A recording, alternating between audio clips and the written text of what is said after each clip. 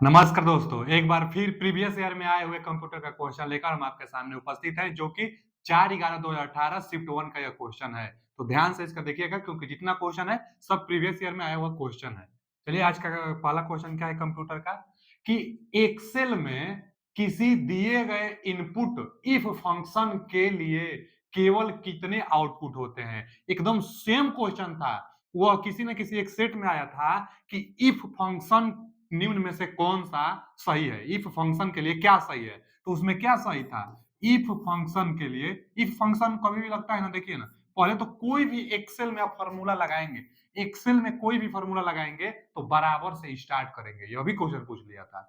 तो बराबर से स्टार्ट करेंगे, उसके बाद इफ मतलब यदि, और उसके बाद ना जो फॉर्मूला लगता है वह फंक्शन में लिखा जाता है। क्या लगता है, जो लॉजिकल आप लगाएंगे, जो लॉजिक आप लगाएंगे वह लॉजिक स्टार्टिंग में आपको लिखना पड़ेगा। उसके बाद वह लॉजिक अगर ट्रू चाहते हैं तो ट्रू वाला कंडीशन, और उसके बाद फाल्स वाला कंडीशन, उसके बाद फाल्स वाला कंडीशन आप लगाएंगे। ठीक है ना जी। तो देखिए ना, ये कितना मतलब इसमें होता है यह भी पूछ लेता है। तो 3 आउटपुट होगा इसमें। एक तो लॉजिक आप लगाएंगे, एक ट्रू कंडीशन लगाएंगे, एक फाल्स कंडीशन लगाएंगे। तो 3, यही क्वेश्चन भी था ना कि एक्सेल में किसी दिए गए इनपुट इफ फंक्शन के लिए केवल इतने आउटपुट होते हैं। इतने माने इनमें से कौन सा होगा। तो देखिए ना, एक तो लॉजिक होगा, एक ट्रू होगा, एक फाल्स होगा। केवल 3 होता ही है। कोई भी आप फॉर्मूला लगाइए तो केवल 3 output. D option is right answer. एक बार यही पूछ लिया था तो वहां पर लॉजिकल था, उसके बाद ट्रू, उसके बाद फाल्स। ऑप्शन वो बहुत बनाएगा, फाल्स को पहले देगा, ट्रू को बाद में देगा, इसी में और कुछ जोड़ देगा, तो सब गलत है। सेम बस लॉजिक ट्रू फाल्स। जैसे क्वेश्चन में हम पूछे थे आपसे जब फॉर्मूला में पढ़ा रहे थे तो थ्योरी में कि इक्वल टू इफ, यहाँ दिए थे कि 3 इज ग्रेटर देन 1, यहाँ हम लिखे थे ट्रू और लिखे थे यहाँ पर फाल्स। इसका जवाब क्या था, इसका जवाब ट्रू था। क्यों ट्रू था, क्योंकि जो यह लॉजिक है 1 से 3 बड़ा बता रहा है, होता भी है, तो इसका रिजल्ट क्या निकल कर आएगा, ट्रू निकल कर आएगा। तो यहाँ पर इसका जवाब जो होगा, इसका जवाब ट्रू होता है। इसका जवाब ट्रू निकल कर आया था। तो यह देखिए यहाँ भी 1 2 3, एक लॉजिक था, एक ट्रू, एक फाल्स, तीनों चीज होता है। तो इसका D option is right answer. यह फंक्शन भी पूछ लेता है। चलिए आगे। अगला क्वेश्चन क्या है कि कंप्यूटर द्वारा प्राप्त होने पर एनालॉग डेटा सिग्नल को डिजिटल डेटा में निम्न में से कौन सा रूपांतरित करता है। कोई बार यह क्वेश्चन पूछता है। मोडेम से क्वेश्चन है। मोडेम, मोडेम क्या है, मोडेम जो होता है ना बच्चा, जो मोडेम होता है, मोडेम इनपुट आउटपुट डिवाइस कहलाता है। कौन सा इनपुट आउटपुट डिवाइस है, तो मोडेम एक इनपुट आउटपुट डिवाइस है। अच्छा, इसका काम क्या होता है, इसका काम है, मोडेम का काम है एनालॉग को डिजिटल में परिवर्तित करना और डिजिटल को एनालॉग में परिवर्तित करना। दो काम करता है। देखिए क्या चीज, तो एक तो एनालॉग, एनालॉग को डिजिटल में, एनालॉग को डिजिटल में, एक और काम करता है डिजिटल को एनालॉग में, डिजिटल को, डिजिटल को किसमें, एनालॉग में। जी, दो काम है किसका, मोडेम का। एनालॉग को डिजिटल में, तो एनालॉग को जब डिजिटल में डीमोडुलेशन, और जब डिजिटल को एनालॉग में तो मॉड्यूलेशन। दो काम है इसका, मॉड्यूलेशन, और इसका फुल फॉर्म भी पूछ लेता है। तब मोडेम का full form modulation and demodulation. इसका फुल फॉर्म यही होता है, मॉड्यूलेशन, मॉड्यूलेशन एंड डीमोडुलेशन। तो देखिए ना, एनालॉग को डिजिटल में तो डीमोडुलेशन, और जब डिजिटल को एनालॉग में तो मॉड्यूलेशन। अब देखिए इसमें कंप्यूटर द्वारा प्राप्त एनालॉग डेटा को डिजिटल डेटा में, तो एनालॉग को डिजिटल में तो डीमोडुलेटर। ये option is right answer, demodulator. अच्छा, मॉड्यूलेटर कब होता, तो उल्टा, जब डिजिटल को एनालॉग कहता तब होता। तो यहां पर तो ए ऑप्शन इज राइट आंसर, क्योंकि डिजिटल में रूपांतरित तो डीमोडुलेटर। चलिए आगे चलते हैं। अगला क्वेश्चन क्या है कि ऑनलाइन सर्विस प्लेटफॉर्म साइट से आप क्या से क्या अभिप्राय है। अच्छा जी, ऑनलाइन साइट्स जो भी होता है, ऑनलाइन सर्वर होता है, ऑनलाइन जो भी प्लेटफॉर्म होता है, चाहे व्हाट्सएप हो, फेसबुक हो, कुछ भी हो, उसी वही ना सब ऑनलाइन सर्विस देता है। ऑनलाइन सर्विस प्लेटफॉर्म या साइट से आप क्या, आपका क्या अभिप्राय है, जो हितों, गतिविधियों, पृष्ठभूमि या वास्तविक जीवन संयोजन का साझा करने वाले लोगों के बीच सामाजिक संबंधों के निर्माण को सुविधाजनक बनाने पर केंद्रित करता है। अच्छा जी, ऑनलाइन प्लेटफॉर्म की बात कर रहा है जो कि संबंध बनाने में सुविधाजनक मदद भी करता है। पहला उसको क्या कहेंगे, तो दिया है ना कि कॉर्पोरेट सोशल रिस्पॉन्सिबिलिटी, फिर डाटा कम्युनिकेशन सर्विस, उसके बाद सोशल नेटवर्किंग सर्विस तो यही है, social networking service. Social network नहीं बोलते हैं कि सोशल नेटवर्क पर चलो, मतलब ऑनलाइन आओ, तो कहाँ सोशल नेटवर्क पर ऑनलाइन है वो, तो सोशल नेटवर्किंग है, तो वही तो बोल रहा है कि ऑनलाइन सर्विस प्लेटफॉर्म साइट से आपका क्या अभिप्राय है? तो भैया यह सब सोशल नेटवर्किंग सर्विस है जिस पर लोगों से संबंध बनाने में सुविधाजनक यह केंद्रित करता है।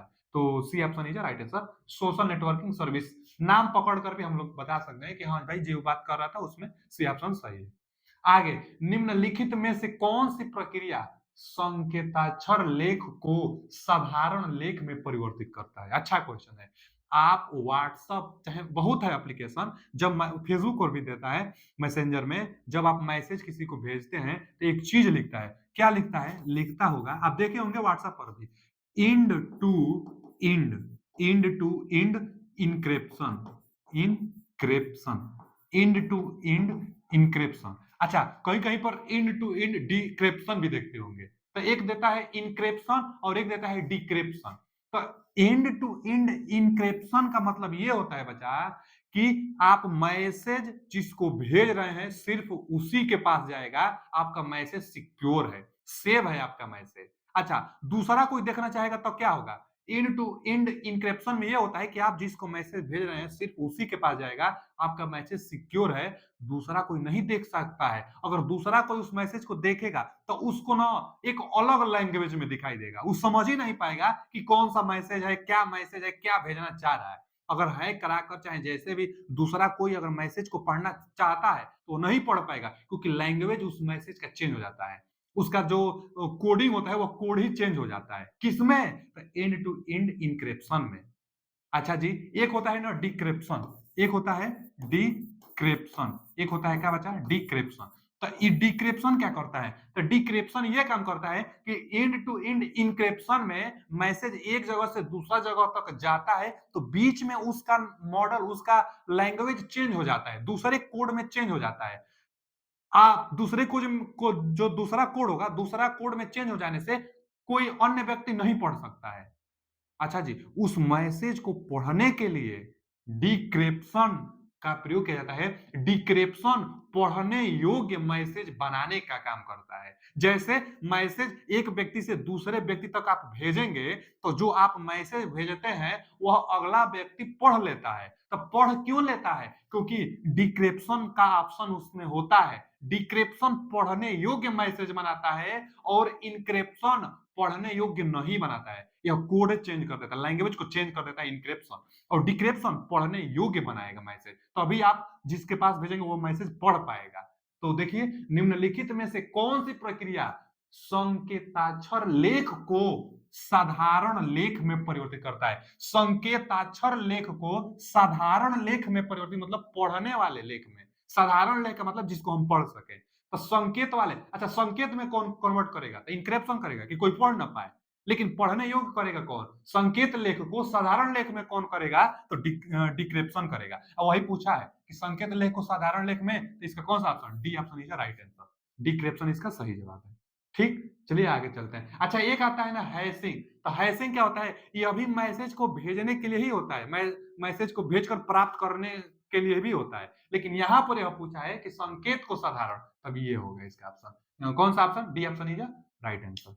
अगला क्वेश्चन क्या है कि मालवेयर, मालवेयर तो आप जानते होंगे ना, मालवेयर 4 प्रकार से था, वार्म था, वायरस था, ट्रोजन था, स्पाईवेयर था। मालवेयर, माल मतलब गंदा, मतलब गंदा सॉफ्टवेयर जो हानिकारक होता है, तो मालवेयर को इस नाम से भी जाना जाता है। यानी मालवेयर को और किस नाम से जानेंगे? तो दिया है मेल सॉफ्टवेयर, मेल सॉफ्टवेयर तो नहीं, मिसिंग सॉफ्टवेयर ये भी नहीं, मैसेजिंग ये भी नहीं, मिसिंग मैसेजिंग मेल थोड़े होगा।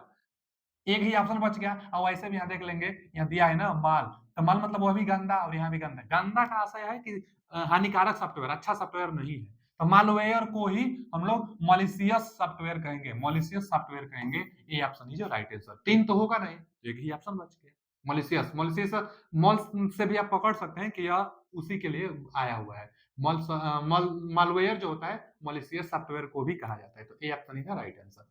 अगला क्वेश्चन क्या है? अगला क्वेश्चन है कि निम्न में से कौन सा वेब पेज वेबसाइट के पहले पेज के रूप में माना जाता है। अच्छा, कोई वेबसाइट है, सबसे पहला पेज को निम्न में से किस नाम से जाना जाएगा? निम्नलिखित में से वेब पेज वेबसाइट के पहले पेज के रूप में जाना जाता है और यह वेबसाइट के अधिकांश वेब पेजों पर नेविगेशन प्रदान करता है। उसको होम पेज कहते हैं। होम पेज, ए भाई कोई भी वेबसाइट है उसका जो पहला पेज होगा वही तो होम पेज कहलाता है। होम पेज ऐसा पेज होता है जो बहुत सारे पेजों का कलेक्शन करके रखा रहता है। क्लिक करते जाएंगे उसके अंदर बहुत सारा पेज खुलता जाएगा। उसको होम पेज कहते हैं, सबसे जो पहला होता है। तो वही दिया है, वेबसाइट के पहले पेज को किस रूप में जाना जाता है और वेबसाइट के अधिकांश वेब पेजों को नेविगेशन करके करता है, तो वही होम पेज कहलाता है। देखिए होम पेज दिया है, B option is right answer. बाकी स्टार्टअप, फर्स्ट और ओनर तो होगा नहीं, B option is right answer, home page होगा। अच्छा जी, अगला क्वेश्चन क्या है कि मानक बटनों के बीच, माने माउस के दो मानक बटनों के बीच स्थित व्हील का प्रयोग किया जाता है। किसके लिए प्रयोग किया जाएगा? जो कोई भी माउस होता है, जैसे मान लीजिए माउस है। अच्छा, माउस होता है ना बच्चा, क्या होता है ना कि दो बटन होता है, एक लेफ्ट एक राइट। माउस में मान लीजिए कि यहाँ पर क्या होगा, वायर होगा। तो जो माउस होता है दो बटन होता है और एक बीच में ना व्हील टाइप का होता है, जिसको हम लोग क्या कर लेते हैं, सरकाते हैं स्क्रोलिंग करने के लिए। कोई भी पेज है उसको ऊपर नीचे करने के लिए स्क्रोलिंग किया जाता है, जो व्हील एक लगाया जाता है उसी से। तो वही कहा है यहाँ पे कि मानक बटन माने माउस के दो मानक बटनों के बीच स्थित व्हील का प्रयोग किया जाता है। तो क्लिक ऑन वेब पेज पर क्लिक करने के लिए नहीं, क्लिक करने के लिए तो बटन का प्रयोग किया जाता है। क्लिकिंग नहीं भैया, स्क्रोलिंग तो हाँ, स्क्रोलिंग करने के लिए माउस में जो व्हील लगा रहता है स्क्रोलिंग करने के लिए, C option is right answer. अच्छा, माउस भी कई प्रकार से होता है, ऑप्टिकल भी होता है, वायरलेस भी होता है।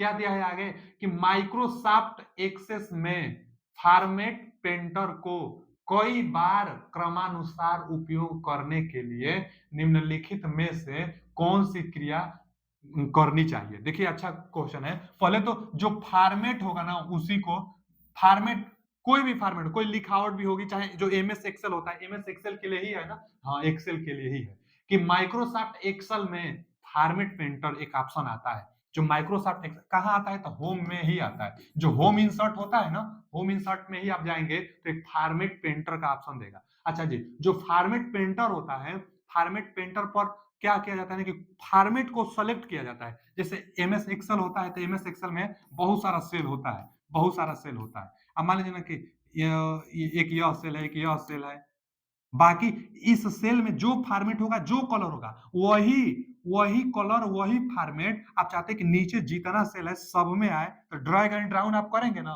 तो वही फॉर्मेट पेंटर करने के लिए तो वही दिया ना कि फॉर्मेट पेंटर, जो कलर है वही कलर पेंट करना है आपको, जो फॉर्मेट है वही फॉर्मेट में आपको चाहिए। तो फॉर्मेट पेंटर को कई बार क्रमानुसार प्रयोग करने के लिए, अच्छा इसी फॉर्मेट पेंटर को कई बार प्रयोग करने के लिए क्या करेंगे आप, तो डबल क्लिक करेंगे, माउस का डबल क्लिक करेंगे तो फॉर्मेट जो पेंटर होगा वही सेलेक्ट हो जाएगा। बाकी जिस सेल में जितना सेल में आप लगाना चाहेंगे, जितना बार लगाना चाहेंगे आप लगा सकते हैं, लेकिन उसको सेलेक्ट करने के लिए डबल क्लिक माउस को ले जाकर डबल क्लिक करना पड़ेगा। एक बार क्लिक करेंगे तो बस बस एक ही जगह प्रयोग कर पाएंगे, बहुत ज्यादा सेलों पर प्रयोग नहीं कर पाएंगे। यहाँ दिया है कि एक्सेल में फॉर्मेट पेंटर को कई बार प्रयोग करना है, एक बार नहीं, एक बार के लिए तो एक बार बस दबाएंगे, लेकिन कई बार प्रयोग करने के लिए डबल क्लिक करेंगे, उसके बाद जहां जहां चाहिए वहां वहां प्रयोग कर सकते हैं। तो फॉर्मेट पेंटर को कई बार क्रमानुसार प्रयोग करने के लिए निम्नलिखित में से कौन सी क्रिया करनी चाहिए, तो भैया double click on the format painter icon, format painter icon पर जाइए और डबल क्लिक कर लीजिए। कहाँ आएगा ये, तो ये होम में आएगा। होम ऑप्शन में जाएंगे, फॉर्मेट जो पेंटर होगा उस पर आ जाएगा ऑप्शन, चाहे डबल क्लिक आप कर लीजिए, वहां पर संकेत भी दे देता है। तो ए option is right answer, double click करने से कई कई बार आप फॉर्मेट पेंटर का प्रयोग कर सकते हैं। आगे क्या दिया है कि निम्नलिखित में से कौन सा मालवेयर कंप्यूटर सिस्टम पर जासूसी करने के लिए उपयोग किया जाता है ताकि सभी गोपनीय और संवेदनशील जानकारी जैसे कि आपके बैंक खाते की संख्या या पासवर्ड प्राप्त हो सके। तो स्पाईवेयर, स्पाईवेयर बोल भी दिया, कौन सा स्पाईवेयर ना हो। अच्छा मालवेयर बोला है, ठीक है जी। मालवेयर का प्रकार एक स्पाईवेयर होता है। स्पाईवेयर, स्पाई जो होता है ना जासूसी के लिए आता ही है, वही पूछा है कि मालवेयर कंप्यूटर सिस्टम पर जासूसी करने के लिए तो स्पाईवेयर आता है। बचा स्पाईवेयर, स्पाईवेयर। अच्छा, जो स्पाईवेयर होता है यह क्या है, एक प्रकार का मालवेयर है, मतलब गंदा सॉफ्टवेयर है, हानिकारक वाला सॉफ्टवेयर है। यह दो प्रकार से होता है, कौन कौन होता है? तो एक होता है की लॉगर, की की लॉगर होता है, और एक होता है कुकीज होता है, एक होता है कुकीज। तो कुकीज किसी वेबसाइट पर जाएंगे, जो सर्च किए रहेंगे ना उसी को बार बार देखता है, तो वह कुकीज के ऑप्शन से देता है। और की लागत से जो कोई भी आप की प्रेस करते हैं उसी को, स्ट्रोक को ही स्कैन कर लेता है, उसको की लॉगर कहते हैं। तो वही है कि आप बैंक खाते और पासवर्ड की जानकारी को जासूसी करके वह ले लेता है। कौन सा है? तो की लॉगर है। की लॉगर किसके अंतर्गत आता है? स्पाईवेयर के अंतर्गत आता है। तो यहाँ की लॉगर नहीं है लेकिन स्पाईवेयर है। ये ऑप्शन है राइट आंसर। स्पाईवेयर मतलब जासूसी करना होता ही है, जासूसी के लिए पूछा था, तो स्पाईवेयर इसका सही जवाब है। ये ऑप्शन है राइट आंसर। अगला क्वेश्चन क्या है कि निम्नलिखित विकल्पों में से किसके तहत इंटरनेट पर उपलब्ध संसाधन के लिए HTML आधारित संदर्भ या कंप्यूटर के तहत एक वेब डॉक्यूमेंट को होस्टिंग करने वाले के रूप में संदर्भित किया जाता है? पहले तो जो वेब डॉक्यूमेंट है इसी को होस्टिंग करना है। तो वेब डॉक्यूमेंट को होस्टिंग आप करेंगे हाइपरलिंक की सहायता से। कोई भी हो, कोई भी वेब डॉक्यूमेंट होगा उसको आप होस्टिंग का मतलब कि इंटरनेट पर आप अपलोड करेंगे। तो इंटरनेट पर जब आप अपलोड करेंगे तो बिना हाइपरलिंक की सहायता से आप नहीं कर पाएंगे। कुछ भी आप इंटरनेट से डाउनलोड करते हैं तो किसी ना किसी लिंक पर आप जाते हैं ना जी। तो इंटरनेट पर अपलोड करने के लिए एक लिंक आपको क्रिएट करना पड़ेगा। और जो लिंक आप क्रिएट करेंगे वह यूआरएल के थ्रू करेंगे। यूआरएल का पहले फुल फॉर्म क्या होता है? तो यूनिफॉर्म रिसोर्स लोकेटर होता है। अच्छा जी, यूआरएल जो होता है ये इसका 3 भाग होता है। एक प्रोटोकॉल होता है, एक डोमेन नेम होता है और एक पाथ होता है। जो पूरा निकल कर आता है उसी को हम लोग वेबसाइट कहते हैं। वो क्या होता है? ब्लू कलर का होता है, वही लिंक होता है ना? तो जो यूआरएल होता है, यूआरएल में 3 पाथ होता है जो वेबसाइट बनाई जाती है, तो वह एचटीएमएल लैंग्वेज का प्रयोग करके। यह क्या है? एक लैंग्वेज है। इसी की सहायता से आप लिंक क्रिएट करेंगे। हाइपर लिंक कैसे बनाएंगे? बिना हाइपर लिंक की सहायता से आप वेब डॉक्यूमेंट को होस्टिंग कर ही नहीं पाएंगे। होस्टिंग मतलब इंटरनेट पर अपलोड नहीं कर पाएंगे। वेब डॉक्यूमेंट को होस्टिंग करने के लिए आपको हाइपर लिंक बनाना जरूरी होगा। तो हाइपर लिंक कैसे बनाएंगे आप? हाइपर लिंक बनाने के लिए आपको HTML का प्रयोग करना पड़ेगा। यह एक लैंग्वेज है, इसका फुल फॉर्म पूछता है hyper text markup language. Hyper text markup language इसका HTML का फुल फॉर्म होता है। तो बचाओ, जो हाइपर टेक्स्ट मार्कअप लैंग्वेज होता है इस लैंग्वेज का प्रयोग करके आप हाइपर लिंक बनाएंगे। तो इसमें वही पूछा था ना कि निम्नलिखित विकल्पों में से किसके तहत इंटरनेट पर उपलब्ध संसाधनों के लिए HTML आधारित संदर्भ या कंप्यूटर के तहत एक वेब डॉक्यूमेंट होस्टिंग को करने के लिए करने वाले के रूप में संदर्भित किया जाएगा। तो हाइपरलिंक से करेंगे। हाइपरलिंक से HTML लैंग्वेज का प्रयोग करके। तो हाइपरलिंक देखिए यहाँ पर दिया है, D option is right answer. अच्छा जी, कई बार यह पूछ लेता है ना कि हाइपरलिंक का शॉर्टकट की क्या होता है? तो हाइपरलिंक का जो शॉर्टकट की होता है कंट्रोल प्लस के। बहुत बहुत इंपॉर्टेंट है। कंट्रोल प्लस के किसका शॉर्टकट की है? तो हाइपरलिंक का शॉर्टकट की है। तो यह जानते रहेगा हाइपरलिंक से लेकर। चलिए आगे चलते हैं। अगला क्वेश्चन क्या है कि एमएस वर्ड में कॉपीराइट सिंबल के लिए शॉर्टकट की कौन से है? शॉर्टकट की एक जरूर पूछ लेता है। तो एमएस वर्ड में कॉपीराइट सिंबल के बारे में पूछा है। कॉपीराइट सिंबल पहले कैसा होता है? एक सी देता है और ऐसे कॉपीराइट सिंबल। कॉपीराइट सिंबल का मतलब, कॉपीराइट पहले क्या होता है? एक बार और भी आया था कॉपीराइट से लेके।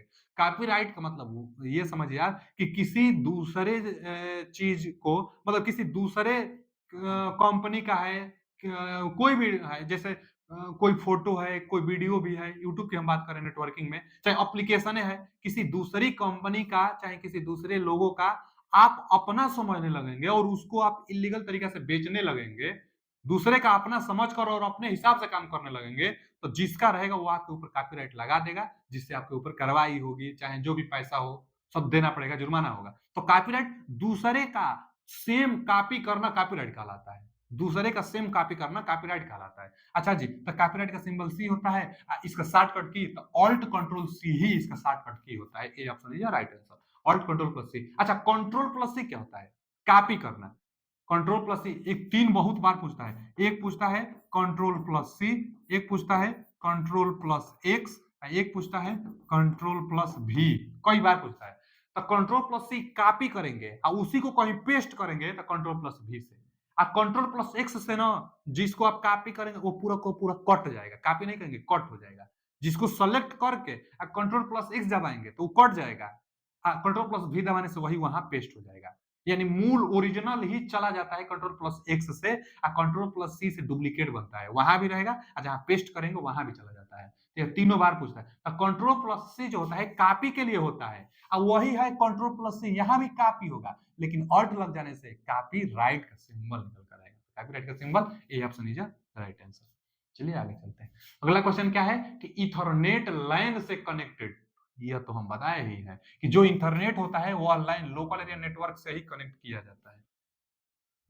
तो इथरनेट लैन से कनेक्टेड करने और लैन पर अन्य उपकरणों के साथ संवाद करने के लिए कंप्यूटर द्वारा प्रयुक्त हार्डवेयर कंपोनेंट कौन सा है? तो पहले नंबर में बचा जो इथरनेट होता है वो लाइनें होता है, लोकल एरिया नेटवर्क जो हम अभी बताए, इथरनेट होता है वो लाइनें में कनेक्टेड करने के लिए आता है। अच्छा जी, तो पूछा क्या है इसमें कि जो इथरनेट लैन से कनेक्ट करने और लैन पर अन्य उपकरणों के साथ संवाद करने के लिए कंप्यूटर द्वारा उपयुक्त हार्डवेयर कंपोनेंट कौन सा है? तो इथरनेट कार्ड है। इथरनेट ही प्रयोग किया जाता है लाइन में। तो इथरनेट जो कार्ड होता है ना, इथरनेट कार्ड का ही प्रयोग लाइन से कनेक्टेड करने के लिए हम लोग बनाते हैं। अच्छा, इथरनेट कार्ड में भी कई बार अभी क्वेश्चन आता है, इथरनेट नीक हम बताए थे ना, नीक नेटवर्किंग इंटरफेस कार्ड करके जो आता है, तो नेटवर्किंग इंटरफेस को ही नीक कहते हैं, और नीक से कनेक्टिंग करने के लिए इथरनेट कार्ड का प्रयोग करते हैं जो कि लाइन में आता है। ठीक है ना जी, ये ऑप्शन इज राइट आंसर। अगला क्वेश्चन क्या है कि अगला क्वेश्चन है कि मालवेयर एक सॉफ्टवेयर है, हाँ जी सही बात है, जिसको बनाया गया है, अच्छा मालवेयर एक सॉफ्टवेयर है जिसको बनाया गया है किसके लिए? तो हानिकारक वाला सही होगा जवाब। कंप्यूटर के संचालन को भंग करने के लिए, हाँ सही है, क्योंकि यह एक वायरस है, वायरस कंप्यूटर के संचालन को भंग करेगा, तो ये ऑप्शन सही है। संवेदनशील जानकारी को एकत्र करने के लिए, ये भी सही है, क्योंकि मालवेयर के अंतर्गत स्पाईवेयर आता है, स्पाईवेयर संवेदनशील जो जानकारी होगी, गुप्त जानकारी जो होगी उसको कलेक्ट करता है, तो संवेदनशील जानकारी को एकत्र करता है, सही बात है। कंप्यूटर सिस्टम के अनधिकृत पहुंच प्राप्त करने के लिए, ये भी सही है। अनधिकृत जो हम नहीं चाहते हैं उस पर वह काबू करता है, जो हम नहीं चाहते हैं उसको भी वह कर ले जाता है, उसी को तो हम लोग वायरस कहते हैं, यानी मालवेयर उसी को तो हम लोग कहते हैं, तो ये भी सही है, सी ऑप्शन भी सही है। तो दिए गए विकल्पों में सही विकल्प बताइए, तो तीनों, एक दो तीन, तीनों, ये ऑप्शन इज राइट आंसर, तीनों सही है ना मालवेयर से। अगला क्वेश्चन क्या है कि OCR optical character recognise full form पूछ लेता है, यह एक इनपुट डिवाइस है जो कि ऑप्टिकल की सहायता से, प्रकाश की सहायता से सेंस करता है, शेप जो आकृति बनी रहती है उसको शेप करता है, जो लिखावट की आकृति बनी रहती है उसको प्रकाश की सहायता से सेंस करता है। देखिए ना, ऑप्टिकल करेक्टर रिकॉग्नाइज द्वारा किसी इमेज को स्कैन करने पर करेक्टर का निम्नलिखित में से कौन सी विशेषता पहचानी जाती है? कोई भी करेक्टर है, कोई भी करेक्टर है, जैसे चलिए दीपक ही है, कोई भी करेक्टर है, यह भी एक करेक्टर है ना, तो ओसीआर एक इनपुट डिवाइस है जो इसको रिकॉग्नाइज करेगा, पहचानेगा कि क्या लिखा है, कैसे पहचानेगा? तो प्रकाश सेंस करके जो यह आकृति बनी है इसको पहचानता है। तो दिया है कलर को, नहीं नहीं नहीं, कलर को ओसीआर नहीं, शेप आकृति को, हाँ आकृति को पहचानता है, तो इसका कौन सा option? B option is right answer. जब आकृति पहचानेगा तो साइज अपने आप वो पहचान लेगा कितना बड़ा कितना छोटा है, तो से B option is right answer. अगला क्वेश्चन क्या है बच्चा कि निम्नलिखित में से कौन सी नेटवर्क श्रेणी बड़े भौगोलिक क्षेत्र में डेटा, इमेज, ऑडियो और वीडियो जानकारी का लंबी दूरी के ट्रांसमिशन प्रदान करती है, जिसमें एक देश, महाद्वीप, यहाँ तक कि पूरा विश्व शामिल हो सकता है? तो भैया LAN MAN van van wide area network, जो कि पूरा विश्व में शामिल होता है, एक देश से दूसरे देश तक नेटवर्किंग जाता है, तो वैन की सहायता से।